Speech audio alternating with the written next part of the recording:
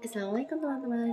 Jadi di sini saya akan mempresentasikan sedikit tentang makalah saya yang berjudul Dinamika Hubungan Antar Umat Beragama di Indonesia, Belajar Hidup Berdampingan. Nama saya sendiri Andana Fatimah Az-Zahra, NIM saya 251 10 10 145. Untuk latar belakangnya yaitu Indonesia dikenal sebagai negara yang memiliki kekayaan budaya, suku, bahasa, dan agama yang sangat beragam. Dalam konteks pembahasan ini, masyarakat Indonesia merupakan representasi dari masyarakat multikultural yang ideal, di mana keberagaman dipandang sebagai kekuatan sosial dan budaya. Secara teoritis, multikulturalisme menurut Parek menekankan pentingnya penghormatan terhadap perbedaan, keadilan sosial, dan dialog antar budaya sebagai dasar terciptanya kehidupan yang harmonis.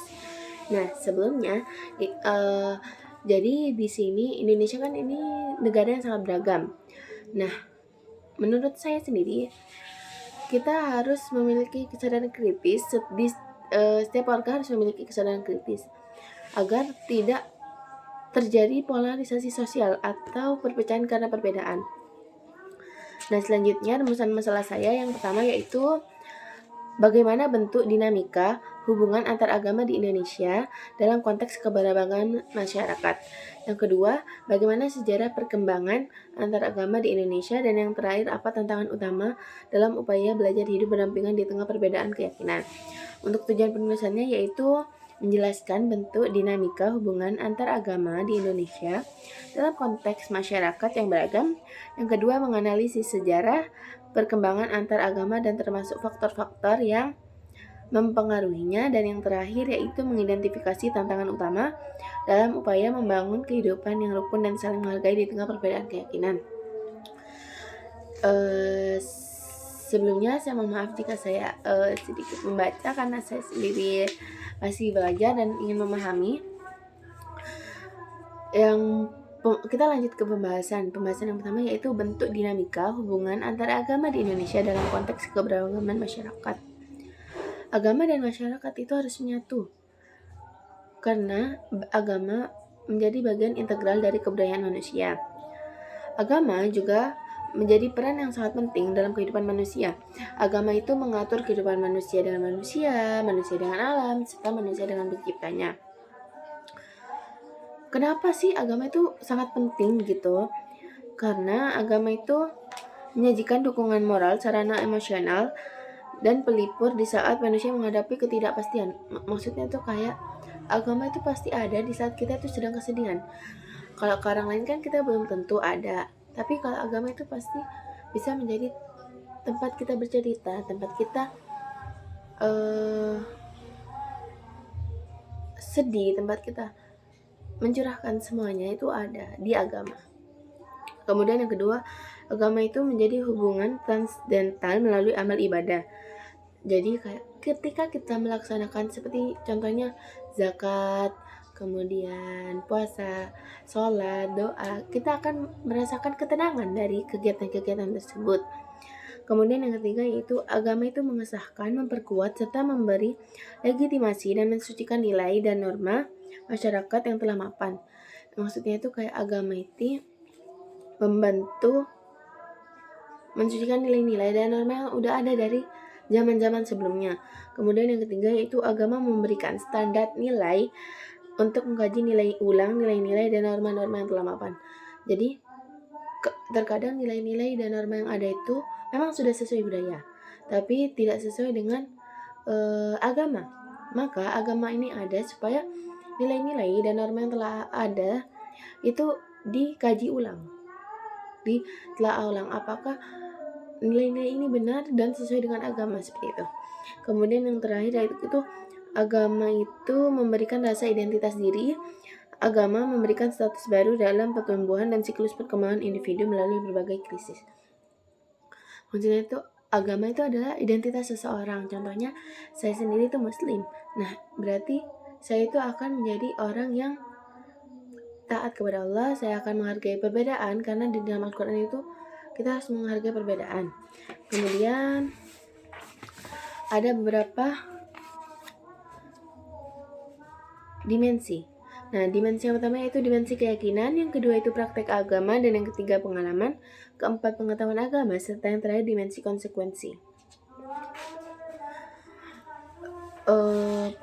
Faktor-faktor perubahan sosial pada masyarakat yaitu ada faktor internal dan eksternal. Faktor internalnya itu berasal dari dalam masyarakat itu sendiri. Terkadang kayak masyarakat itu kan kayak bertambah atau berkurang. Nah, hal seperti itu akan menyebabkan arus urbanisasi dan transmigrasi yang semakin masif. Kesempatan mencari kerja itu semakin dikit. Nah, kemudian faktor eksternalnya yaitu pengaruh budaya lain. Jadi agama itu kadang kayak dikesampingkan karena Indonesia sendiri ini sering mengikuti budaya-budaya dari barat, atau contohnya kayak di barat itu mabuk, seks itu adalah hal-hal yang wajar. Tapi ketika dimasukkan ke Indonesia, mungkin ada beberapa orang yang akan terjerumus ke arah situ, serta agama itu dikesampingkan. Kemudian hubungan antar agama di Indonesia sendiri selama kurang lebih 30 tahun terakhir itu telah berkembang di berbagai dimensinya, yang seperti tadi saya jelaskan ada beberapa dimensi. Kemudian ada beberapa mungkin jawaban untuk menjawab pluralitas keagamaan.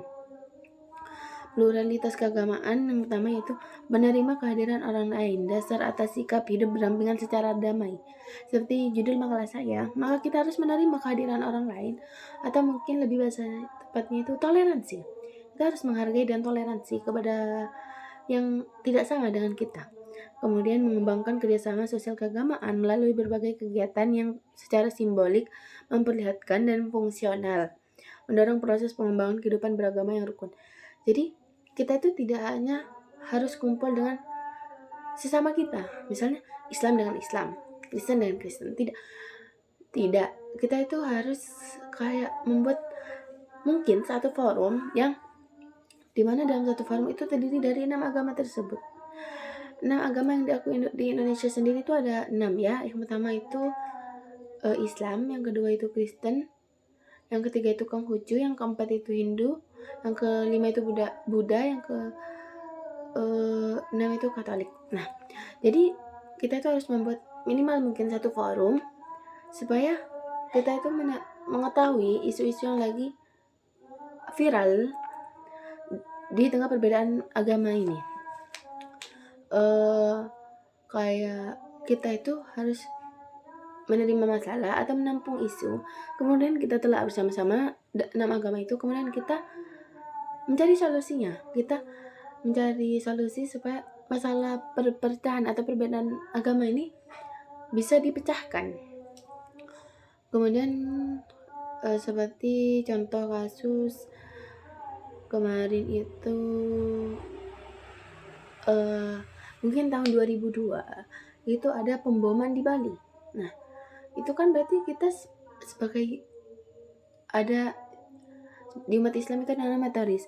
Nah, sebagai umat Islam kita ini harus menghargai keyakinan lain, apalagi Bali itu memang sudah mayoritas Hindu, dan kita sebagai pendatang Muslim kita harus menghargai adat-adat yang ada di Bali.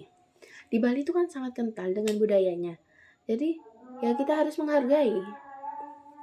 Kemudian yang ketiga yaitu mencari titik temu agama-agama untuk menjawab problem, tantangan, dan keprihatinan umat manusia.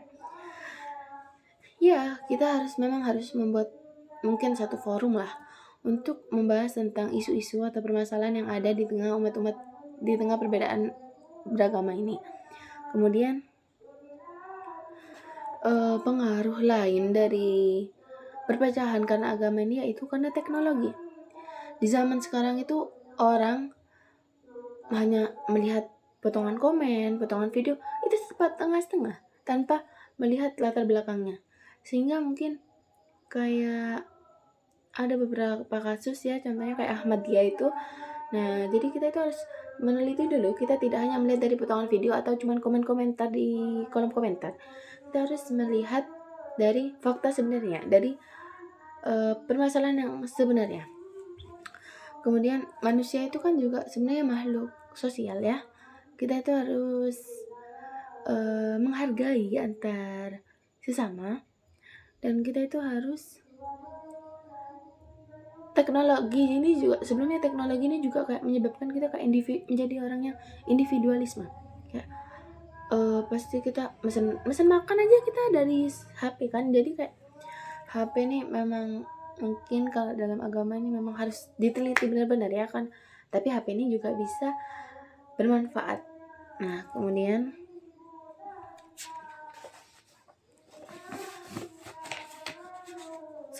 konsekuensinya yang pertama yaitu kurangnya kepercayaan dalam lingkungan sosial. Maksudnya itu kayak kurang percaya antara sesama manusia atau umat beragama. Kemudian terjadinya kriminalitas di sekitar lingkungan sosial. Kayak yang tadi saya bilang, yaitu bom, terus pembakaran gereja, larang bangunan gereja, seperti itu juga kriminalitas. Kemudian membuat individu cenderung memilih untuk beraktivitas sendiri atau menggunakan alat komunikasi tanpa interaksi langsung. Nah, pola perilaku ini lebih individualistik, yaitu kita harus mengajarkan atau memberi pemahaman kepada orang-orang supaya mereka itu berpedoman pada nilai-nilai keagamaan juga. Kemudian perhatian khusus terhadap perkembangan nilai-nilai agama dan moral dari teknologi, yaitu ada beberapa dampak negatifnya. Yang pertama, ketidaksopanan, kemudian penggunaan bahasa kasar. Yang ketiga, kesulitan dalam pengaturan diri. Kayak kesulitan pengaturan diri ini juga menyebabkan perilaku menyimpang, kayak self regulation.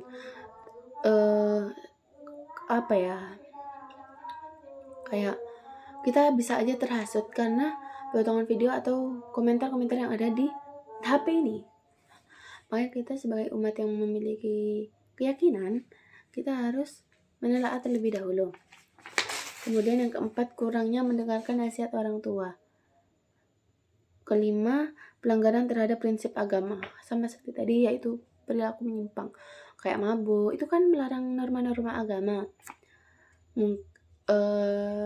Mau di agama manapun, rata-rata mabuk, seks itu dilarang ya. Jadi kita itu harus, apalagi anak-anak zaman sekarang itu kurang edukasi. Jadi kita harus memberikan edukasi supaya bisa membentuk dinamika hubungan antar umat beragama yang damai, yang tenang, yang saling menghargai. Kemudian gimana sih cara kita itu menghargai sesama? Kita itu harus toleransi, kemudian membuat forum seperti itu. Kemudian anak-anak pada zaman sekarang ini kurang minat untuk memperdalam agama. Rata-rata yang di pondok pun sepertinya memang mereka paham, tapi mereka tidak ingin melaksanakannya. Jadi orang itu paham tapi mereka tidak ingin melaksanakannya. Kemudian kecenderungan menjadi malas dan yang lainnya. Perkembangan antar agama di Indonesia dari waktu ke waktu.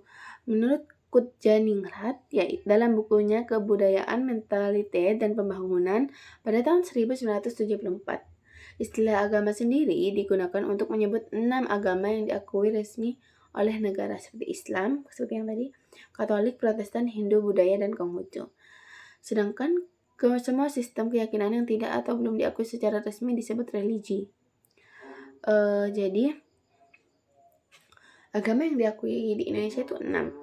Tetapi di luar itu ada beberapa keyakinan, contohnya kayak Sunda Kawitan, Islam Kejawen, seperti itu. Agama Kristen sendiri yaitu pengikut Kristus.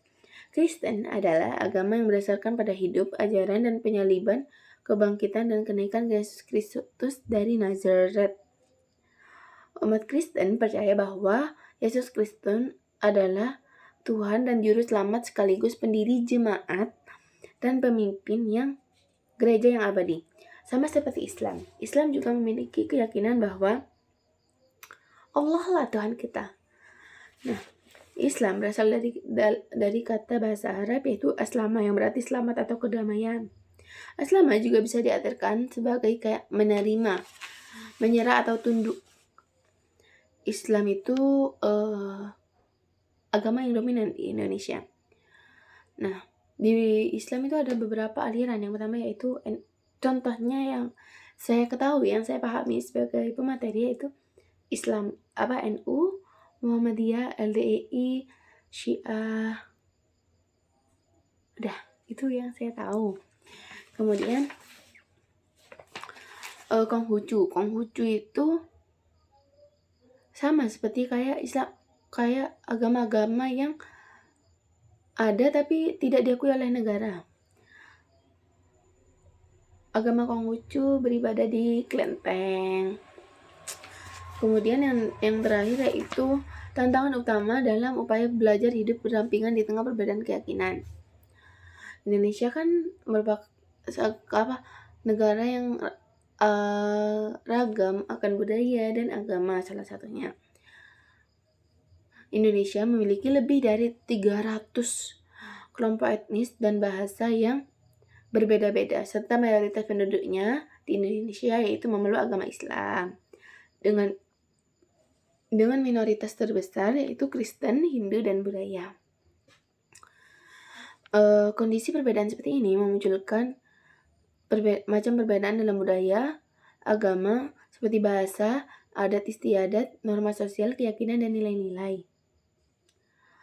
Kemudian perbedaan tersebut bisa menyebabkan yang pertama yaitu polarisasi sosial yang saya sudah jelaskan di awal tadi, yaitu perpecahan karena perbedaan.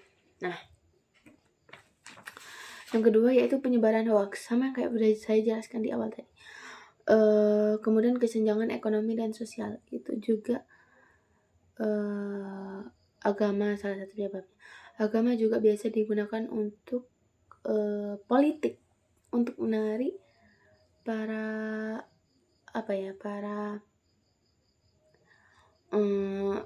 untuk menawarkan seorang agama itu dipakai di politik gitu.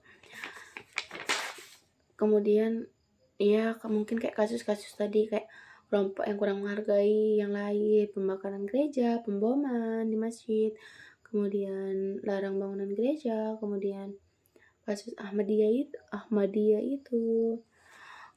Dan karena trauma sejarah atau memori kolektif. Maksudnya kayak luka masa lalu antar satu agama dengan agama yang lain. Kemudian kesimpulannya yaitu dinamika hubungan antara agama di Indonesia terus berkembang seiring perubahan sosial, politik, serta teknologi. Hubungan antar agama tidak bersifat tetap, tetapi bergerak antara koeksistensi damai, kerjasama sosial, serta potensi gesekan. Perkembangan dari masa kemerdekaan hingga era modern menunjukkan peningkatan ruang dialog dan kolaborasi. Meskipun tantangan seperti polarisasi sosial, hoaks, dan rendahnya literasi, keberagaman itu pasti ada di setiap perkembangannya. Nah, upaya belajar hidup berdampingan ini memerlukan penguatan toleransi, moderasi beragama, pendidikan multikultural, dan komunikasi lintas iman. Nah, dengan langkah-langkah tersebut, harmoni antar umat beragama itu dapat terus dijaga sebagai fondasi penting bagi kehidupan bangsa yang damai dan inklusif.